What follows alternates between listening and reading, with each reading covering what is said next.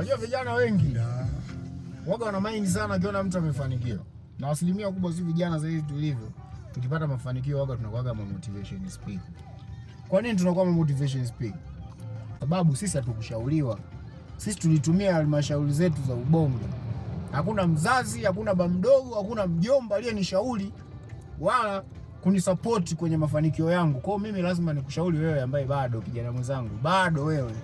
Kwa unapokuwa unashauriwa unaanza kusema vijana mkipata hela punguzeni ushauri. Wewe ndio mshamba ambaye hutaki kushaurika na ndio maana una maisha hayo ambayo unayo mpaka sasa hivi. Kwa hiyo siku zote ukiona mwenzio amepata mafanikio familia, heshima. Umeelewa? Jaribu kumheshimu, kumrespect. Mwambie mwanangu umefanyaje? Umepitaje? Sasa nyinyi mlivyokuwa na roho ya husda, ukiona mwenzio anakushauri ana hela, punguza ushauri. Punguza ushauri wewe mshamba una hela. Wewe ndio upunguze kutusikiliza sisi.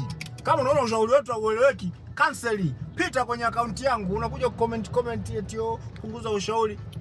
Kama mbie babako na mamako wapunguze ushauri ambaye ameshindwa kukushauri mpaka wewe umeshindwa kutoboa fala wewe. Umeelewa? Kwa hiyo mtu mwenye hela ukawa anakumotivate mzee, heshima. Yaani heshima, kitu cha kwanza heshima. Maana heshima unaelewa? Utakufa maskini hivyo hivyo kwa kiburi. Yaani kiburi ndio huwa kinamfanya mtu anashindwa kumove. Ndio maana unaambiwa ili uweze kutoboa jambo la kwanza inatakiwa ina nidhamu. Nidhamu ndio kuna vitu vingi ndani. Umenielewa wewe? Choko wewe ambao unasema punguza ushauri. Wewe ndio upunguze kuingia kwenye akaunti yangu. Unakuja kufanya nini? Unakuja kufanya nini kwenye akaunti yangu?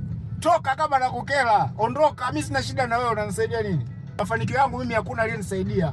Hakuna cha baba wala mama wala mjomba wala shangazi. Sembuse mbwa koko umetoka huko. Mavaa yebo zenyewe za 2000 mshamba, unalia kitanda cha sofa cha 2,500.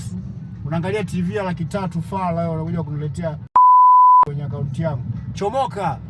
Ukiona nakukela screw pita hivi. Ukiona unipendi pita. Mimi sio Yesu. Yesu mwenyewe alisalitiwa.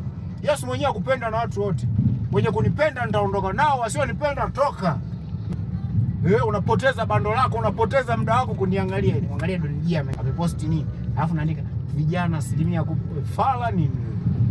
Niebushie huko. Scroll pita. Yaani ukiona Donji pita. Yule ambaye ananufaika na mimi ataingia kwenye akaunti yangu.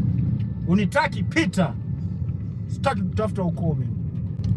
Mimi hapo unaponiona siwe muongo. Kwa wale wanaonijua, sina ndugu, nilishawakataa ndugu wote. Ingieni kijini kwangu pale uliza. Mimi ndugu zangu wote nilishawakataa kwa sababu walikuwa hawana msaada na mimi. Wote walikuwa ni masnichi. Yaani jina ubini kina Kidumba, niko mwenyewe na wadogo zangu na mtoto na watoto zangu na mke wangu labda na mama yangu basi. Wengine wote ni matakataka. Nili cancel. Nikasema nasimama mimi kama mimi. Sitegemei mtu. Mimi kama mimi mwamba nilisimama. Si unaona? Miaka 22 nimesimama. Kwa maisha ndio uwe na nidhamu. Jambo la kwanza kuwa na nidhamu. Ukimwona mtu amekuzidi maendeleo, alafu umemzidi umri, piga magoti. Heshima pesa. Piga magoti, msikilize kwa umakini. Sawa mbwa koko. Umenielewa? Pita. Fala wewe.